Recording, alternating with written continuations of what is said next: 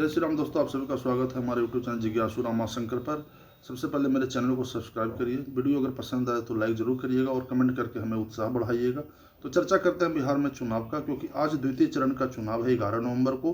क्योंकि पहले चरण का चुनाव जो 6 नवंबर को था वो तो हो गया और उसमें करीब रिकॉर्ड तौर 65% वोटिंग हुआ। उम्मीद करते हैं कि आज का भी जो चुनाव है वो बिहार में कम से कम 60 से 70% वोटिंग होना ही चाहिए। लोगों को वोट देना ही चाहिए। ऐसा इसलिए नहीं कि जाकर के सिर्फ वोट दे, ऐसा इसलिए कि हमें एक अच्छे नेता को चुनने का जो मौका मिलता है 5 साल में, वो केवल एक ही बार आपको मिलता है मौका, फिर दोबारा नहीं मिलेगा। अब बाद में कितनों शिकायत करेंगे कि अरे मेरा वो तो खराब है विधायक, अरे वो तो भ्रष्टाचारी निकल गया, चोर निकल गया, काम नहीं करता है, ध्यान नहीं देता है, जाकर के अब अहंकारी हो गए। तो ये सब ही मौका जो है सो आज ही मिलेगा, क्योंकि आप उस अहंकारी को, चोर को, भ्रष्टाचारी को बदल सकते हैं। तो जितना ज़्यादा वोट दीजिएगा वो आप ही के फायदे के लिए होगा। खैर, नेता तो किसी न किसी की जीत तय होगी, मगर जब आप अपने मन से अगर चुनेंगे तो समझिए कि आप ही का भला होगा। तो आज शाम के 7 बजे तक विभिन्न न्यूज़ चैनलों पर जो एक एग्जिट पोल भी आएगा, उससे ही पता चलेगा कि बिहार में किसकी सरकार बन रही है। ज़्यादातर चांसेस नीतीश कुमार की बनने की है, क्योंकि नीतीश कुमार के बारे में एक अपना जो एक सोच बना हुआ है विकास पुरुष की, एक फायदा करेगा। कैसे, मैं बताता हूँ। केंद्र में अभी जाकर के नरेंद्र मोदी की सरकार है 2014 से 24 तक। नरेंद्र मोदी की सरकार पूर्ण बहुमत की है, नहीं उसमें किसी का साथ की उनकी ज़रूरत नहीं था। अभी उनको गठबंधन की सरकार है और नीतीश कुमार उस गठबंधन के महत्वपूर्ण हिस्सा निभा रहे हैं। तो एक सबसे बड़ा फायदा नीतीश कुमार को मिलेगा अगर वे उठा सकते हैं तो, कि बिहार के विकास के लिए फंड अगर मांगेंगे तो नरेंद्र मोदी उन्हें फंड जरूर देंगे और देना भी चाहिए, क्योंकि उनके गठबंधन जो है अभी इम्पोर्टेंट लेवल पर है। यानी केंद्र में नीतीश कुमार की ज़रूरत है और नीतीश कुमार को भी बिहार में मैंने चाहिए कि हमें भाजपा गठबंधन की ज़रूरत है। तो दोनों एक दूसरे पर जुड़े हुए हैं, उनको दिल्ली में ज़रूरत है, इनको बिहार में ज़रूरत है, तो इसका फायदा मिलेगा। मगर अगर चांसेस, कुछ लोग बोल रहे हैं कि तेजस्वी यादव की भी सरकार बनेगी, मगर तेजस्वी यादव की सरकार बनने के चांसेस कम हैं, लोग बोल रहे हैं। मगर फिर भी ऐसा इसलिए क्योंकि उनके पास एक ही वोट बैंक है, वो है MOY, यानी मुस्लिम यादव किस्म का। मगर यहाँ अगर देखा जाए तो मोदी का भी अपना वोट बैंक है, जो कि एक स्वर्ण वोट माना जाता है।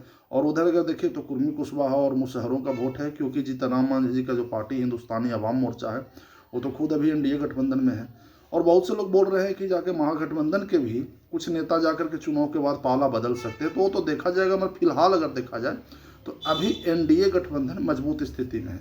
आज का जो वोटिंग पैटर्न है यही एक तय कर देगा कि फाइनल कौन सीएम बनेगा, क्योंकि अगर वोटिंग अगर ज़्यादा होगा तो नीतीश जी की आने की संभावना बहुत ज़्यादा रहेगा।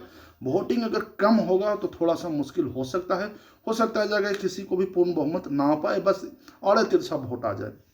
तो एक आज शाम तक के जो वोटिंग पैटर्न अगर 65 के लगभग का रहेगा तो एक अति उत्तम रहेगा भाजपा गठबंधन के लिए, NDA गठबंधन के लिए।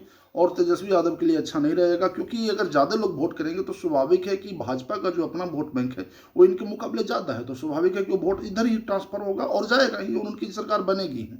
नीतीश कुमार उस जंगल राज की छवि से, मतलब समझिए तो बिहार को करीब करीब आज़ाद कर चुके हैं। मैं तो खुद कहता हूं कि जंगल राज की छवि से बिहार का ही नुकसान है।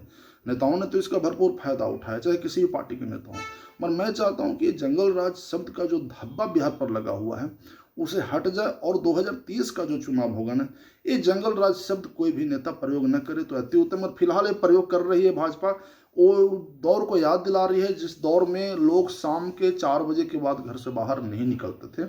वो दौर था बिहार में जहाँ जाति पूछ करके एक दूसरे जाति के लोग एक दूसरे को मार देते थे। उस दौर से बिहार अब पूरी तरह से स्वतंत्र हो चुका है और नीतीश कुमार अपना उस क्रेडिट को ले करके कई बार जा करके चुनाव के समय यूज किया, उनको फायदा ही मिला है। तो उम्मीद करता हूं कि जंगल राज शब्द जो है ये आने वाले चुनाव में यूज ना हो, ताकि बिहार को वो बदनुमा दाग से कम पूर्ण रूप से छुटकारा मिल जाए।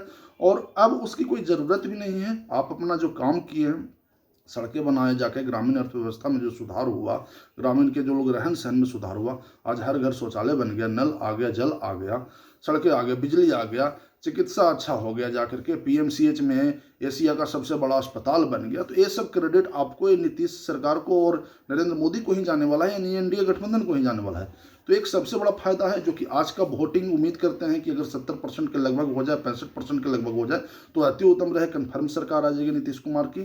थोड़ा सा वोटिंग पैटर्न पर भी एक डिपेंड करता है, तो उम्मीद करता हूं कि आज का जो वोटिंग पैटर्न होगा वो नीतीश कुमार का सीट पक्की करने में एकदम अहम भूमिका निभाएगा। क्योंकि अगर जहां वोट अगर 50% के लगभग पड़ा तो तेजस्वी यादव का पलड़ा भारी हो जाएगा, क्योंकि एम वाई समीकरण जो है, जिसमें से मुस्लिम यादव अपना वोट अच्छा खासा जा करके देते हैं, मतलब उन लोगों का वोटिंग परसेंटेज ज़्यादा होता है, सवर्णों के वोटिंग परसेंटेज में थोड़ा सा कमी आता है मुस्लिम यादव के मुकाबले।